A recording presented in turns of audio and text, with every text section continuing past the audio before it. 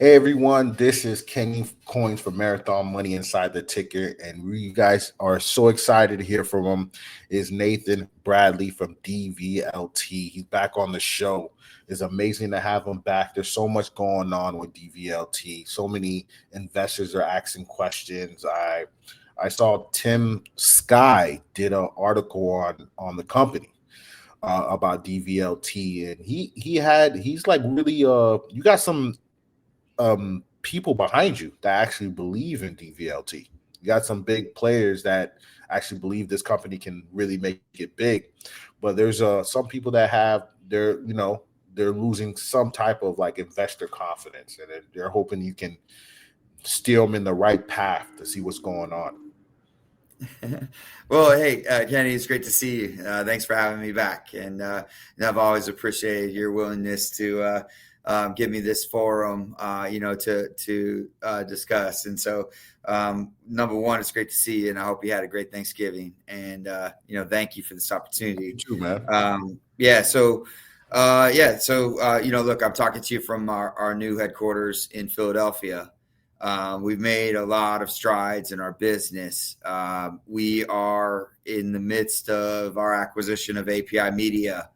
We've added a great deal of talent to our team that starts next week. The evolution of our company, whether this facility or the one in Georgia, where Jeff Jones is, kind of masterfully building a team that's, leading the world in tokenomics. We have many, nation states, entire state governments here in the United States, as well as our federal government, looking at solutions that use this new tokenomics, what was unlocked by this administration through the Genius Act and the Clarity Act, have kind of legalized what we had been waiting for so long in Datavault to have compliant trading of RWA assets, name, image, likeness assets. These are all hot topics, within the corporate clientele that we maintain, that allows us to really feast on new opportunities, value creation around the world. And then our acoustic division has a number of big successes this year under its belt. Record revenue is one, but another is kind of the proliferation of our semiconductor and WISA technology lines, which is both WISA E and a project we call Falcon and another we call Endeavor, that our acoustic division has perfected. We also have our audio tones in that division, where we have the ability to proliferate inaudible tone technology that is getting more data into data vaults, but also a very topical way for us to enter the marketplace, whether you're NBC Universal or HBO or any other media producing entity. We have an inaudible tone that's a game changer. If you're a sports and entertainment venue, we have a new technology that creates more revenue for you, but also creates more data in its wake. It's also like a little bat. It can go out for corporations and use sonic technologies to bring back data assets to a vault. We've also perfected a number of experiential technologies, our DV Hollow. We're going to be debuting some incredible 3D technology, basically using data to conform 3D likeness. Our ability to have holiday display and consumer display that is dedicated to showcasing data. So if you're a Tommy Hilfiger, or if you're a Polo or Ralph Lauren, you're able to showcase your data in a 3D conformed format. You can use models and other exhibits of products and services that utilize 3D. And so we're very excited about DV Hollow and some of the experiential aspects of Datavault, but nothing surpasses our focus around tokenomics And our leadership role is defined by intellectual property patents we own. We actually own the rights to conform data to a tradable format in a proprietary system that we call the Information Data Exchange. So Datavault, our flagship technology, is leading a revolution in how data is conformed into object and how it is traded on the NASDAQ. So we have a very special relationship that it really centers around compliance and it's cybersecurity. And that is our ability to trade data on behalf of our clients. So turning data to cash is the sole mission of the company. We have a number of acoustic tools that are giving us more revenues and more touch points or points of control in the world. So if we're in a Samsung TV, we have a point of control where we can activate the data vault. We can activate our systems. We're also working in a number of key vertical markets. We've closed a number of key contracts in mining, in rubies, in copper, in gold. We've also closed very important contracts in sports and entertainment. You saw the WBC contract that we just did. So how is that gonna work? How is that gonna work? Because I know that it's kind of one of those unique type of contracts definitely with boxing, who has like a wealth of content, a wealth of fighters from years, 170 countries, Muhammad Ali, Mike Tyson, Julio Cesars, Oscar De La Hoya, Sugar Ray Leonard, Floyd Mayweather, like what is that going to look like? And then how is it going to benefit the WBC? And then how is it going to benefit you and Datavault and the investors? The breakthrough for the WBC, and probably very few professional sports enjoy the challenge that WBC has, in that every fighter is their own brand. You mentioned 50-0 Mayweather. You mentioned Mike Tyson. These are iconic fighters. They still live to this day, and their agents and their rights around their likeness exist. They've claimed themselves. They've done, in the case of Mayweather, an exceptional job of claiming themselves. They have rights compared to an individual walking the streets of Philadelphia tonight that hasn't taken the time to claim themselves, to have an LLC that represents them. WBC has all of these relationships.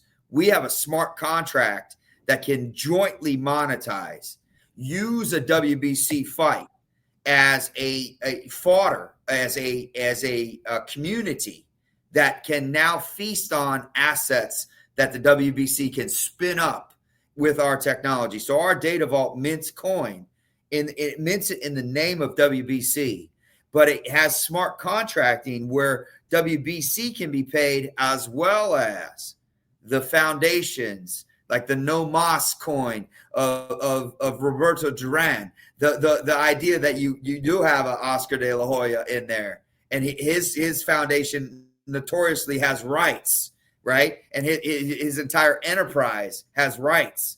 And so when you start to monetize their likeness with WBC, that there is a split, and we help orchestrate the systematic, automatic splitting of that asset, and that no one is chasing the other. De La Hoya does not have to call WBC to get his money. He is instantly paid into a wallet. And we monetize NIL. We founded name, image, likeness as an exchange. Any human being can claim themselves. You, Kenny, can claim yourself. And you have this persona, you have the show, and you have the ability to monetize that through a coin. So Kenny can show up and do this interview for your company, but you need to buy this coin, and that's his time. It represents an hour interview and a prep session and whatever you're going to do for that company. But you can sell your likeness as a token, and I get to affiliate with you because I paid for it. And it's not much different than the contract that we might have with one another. But the thing about it is there's a coin there. And that if you had a logo in here, or you had something in this environment where you had to pay somebody a license, they don't have to come chase you for it. I pay you a coin and you split it out and everybody walks away. Everybody is paid instantly. And so NIL, name, image, likeness, monetization, when you have an organization like the WBC that has all of these name, image, and likeness that they affiliate with, that they had a fight with at once, and at that moment in time, they may own specific fight content and specific video reel and content. But at the end of the day, if it's Muhammad Ali, you're dealing with Authentic Corporation that owns the name, image, likeness of Muhammad Ali. And so when you sell a Muhammad Ali coin, if you've predetermined a split that both WBC and Muhammad Ali Foundation accept, you can sell an NIL coin that remunerates everybody immediately. And then the WBC can use their brand in their events, and they are number 2 in the world, only next to FIFA on event-based revenue. So they have the biggest events. And when they have those, when I look backward, I'm able to show WBC all of these assets, from the Rumble in the Jungle to Floyd Mayweather versus McGregor.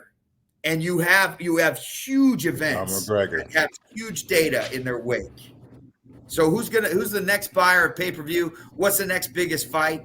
The idea that Datavault could see that when you brought in a European fighter, McGregor, and you brought him against the undefeated Mayweather in a super fight, that because Europe turned on and we turned on, that created one of the biggest yields in fighting history. And so take a page. We can now look at China as if China could produce a fighter that could meet a fighter as great as Mayweather was in his prime. If an American fighter could meet a Chinese fighter, and when that fight could be made, that could be the biggest yield in the history of the world. And we show that in data. We have mechanism that measures hand speed. We have systems that say where those fighters are in China, that they're in dojos learning martial arts. And some of them qualify in the weight classes needed to fight in professional boxing. And so we can help WBC use data and use data apparatus, including the ability to measure hand speed, foot speed, punching power, all of these things to find the super fight. And we've also identified things that may be settled in the ring, things like rivalries, like the whether you take regions of the world that are at war, that or an American versus a Russian, or the idea that you would have an ability to create super fights around content and around story, and the ability to use data as a constructs to help WBC be greater. That's what we do in that contract. That's why we got a 50-50 partnership in place around these assets we create. My biggest question that comes to mind when you talk about the WBC, when does that start, and how does adoption look like for you? So it starts around fights. They have a convention. When does the contract start?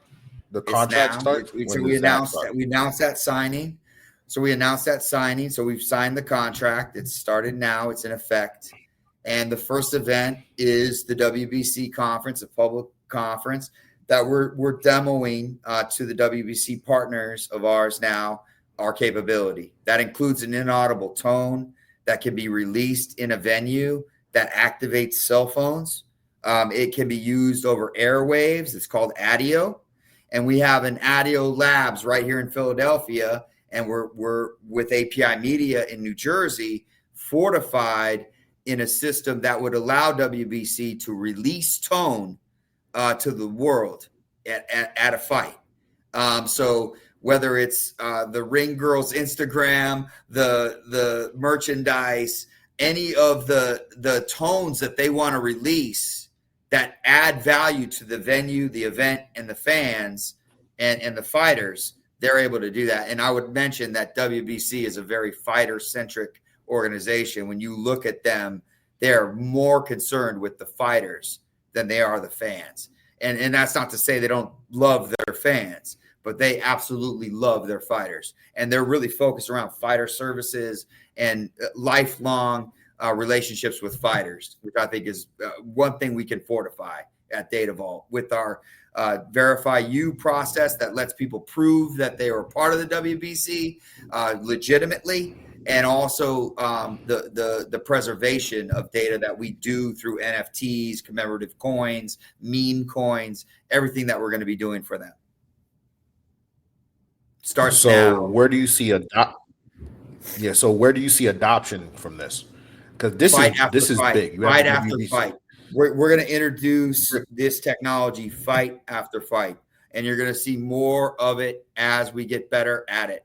And as we get better at it together, we're going to have tone technology that we jointly monetize. We're going to have content in NFT form that we monetize, and then most importantly, our NIL exchange is going to become a revenue stream for fighters, and it's going to become a big revenue stream for WBC and Datavault. So you guys are basically going to be in every single transaction. Is that correct? So every transaction, every fight that WBC does, they're going to, at their discretion, use our tools to generate revenue. And we are working with them to maximize our use within their system. And you can see the quote from their, from a very famous family that runs the WBC.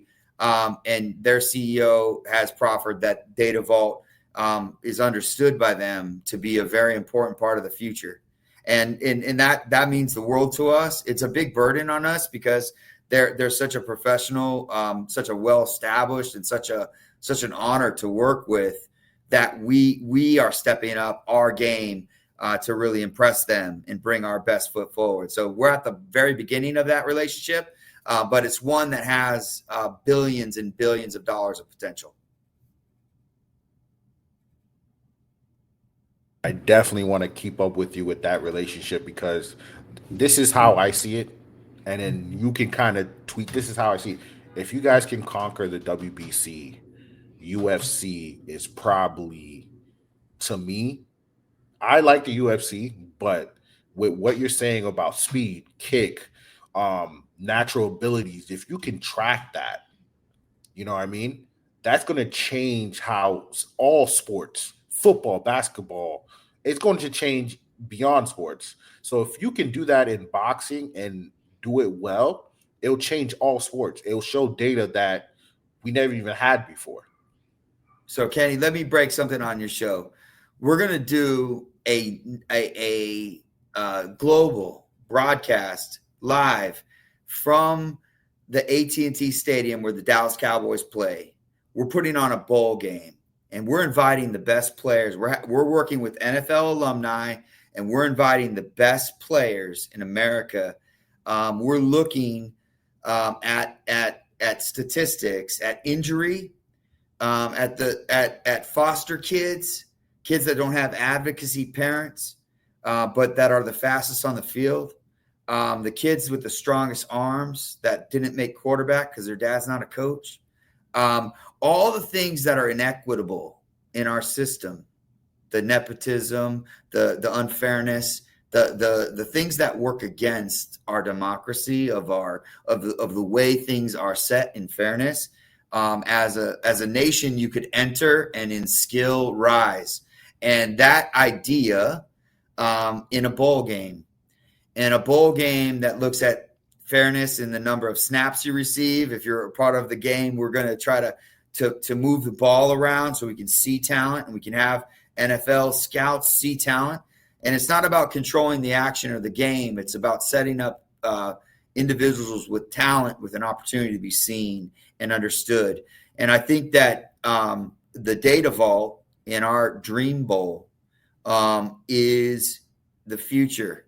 It uses AI to look at human beings and human performance and allows us to make invitation to a bowl game that has nothing to do with anything other than your physical prowess and your ability to perform on the field. And if that it can transcend into other sports, can serve as an example, but also be this profound display of technology that we're putting off in January 11th live from AT&T Stadium. We're going to find out which network it's going to be broadcast on tomorrow, and we're going to be making an announcement about an international broadcast where we're going to show off how AI can be a selector of talent. We're also putting on a Madden competition during the game, so it's going to be that we're going to crown the United States champion in Madden, which is a very popular esports game. And we're also going to be doing the same thing in 2 esports team esports games simultaneous at the Dream Bowl. And we've identified those players through a systematic selection process. And we're looking at expanding that into other sports. We're working with IBM to make that even further important moving forward. I'm sorry, the lights just changed. No problem. Yeah. But that is amazing. That is huge news. I personally think I can see what you're taking data and you're not only involving it, you're actually turning it into almost an anatomy. It's pretty much what that's coming down to. It's almost like an anatomy. You're trying to basically dissect to see what makes this happen and how to use it properly.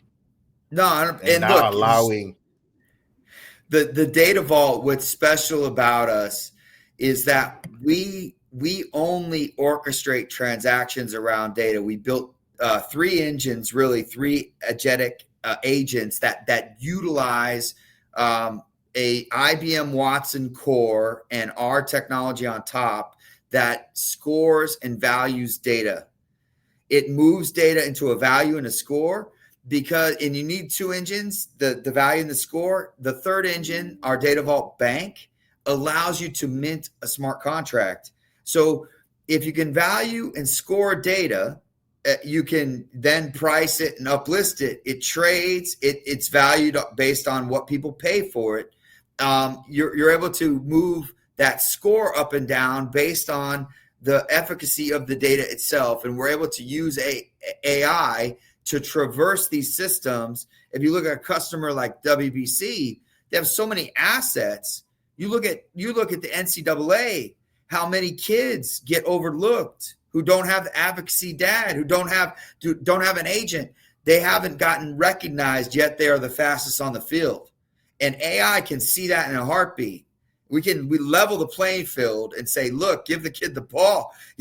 So the idea that there's a lot of inequities, and anybody that's made a professional team will talk about the luck or talk about the pure skill or the determination or the grit that transcended them against the field. And you're talking about the 1% of the 1% that make it. And to not have as many opportunities as we can for individuals who have devoted their life to a particular acumen, for a particular physical aptitude that they have towards a sport, that we can give them the best opportunity to have a professional career around it through these technologies that do level the playing field. And that we're going to put that on full display in January. We have platoons of people working around the world on our Dream Bowl, which is focused on kids and really player, the player, just like WBC's focused on the boxing for the boxer. We're focused on football for the footballer.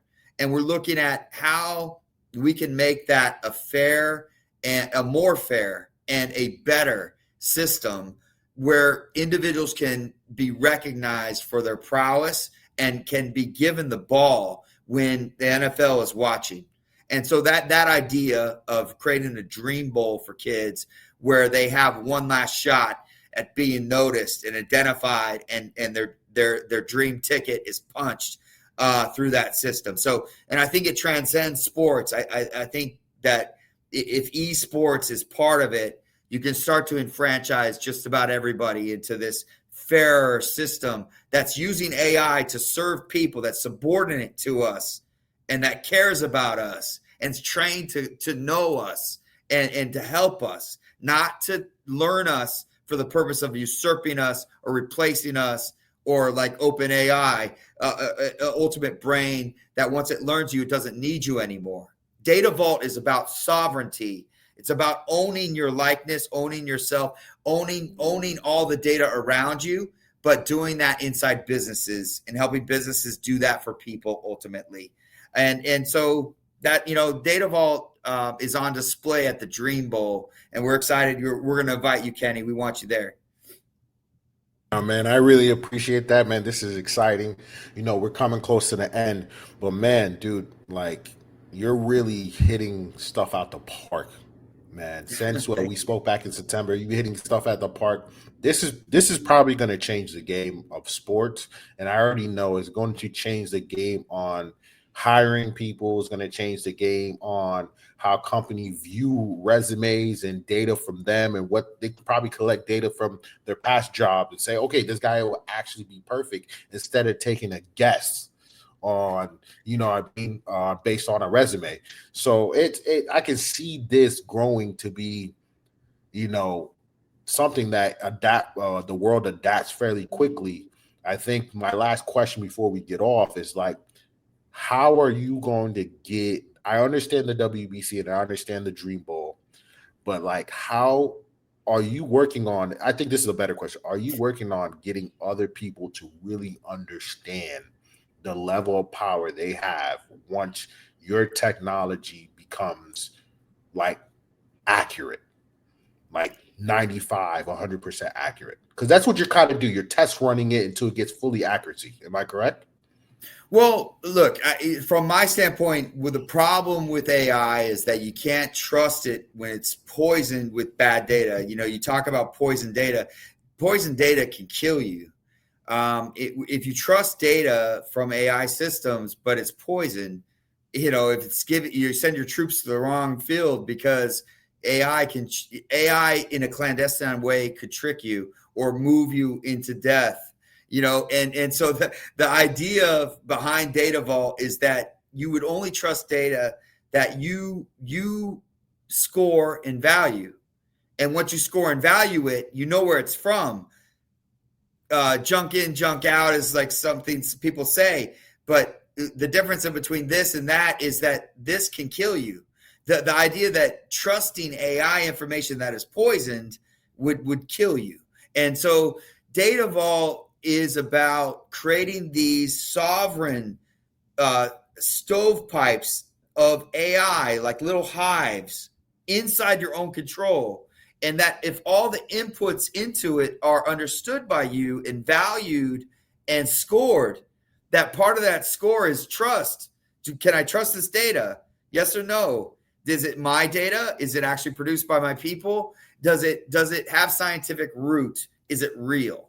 And that concept of, and especially today's days and age where AI can produce video and audio and images that are entirely fake, and you see like P. Diddy out today on AI images that are not real, that made viral sensation, and someone got paid on that, right? Someone is collecting on that traffic, and that traffic is false, fake. It's a trick.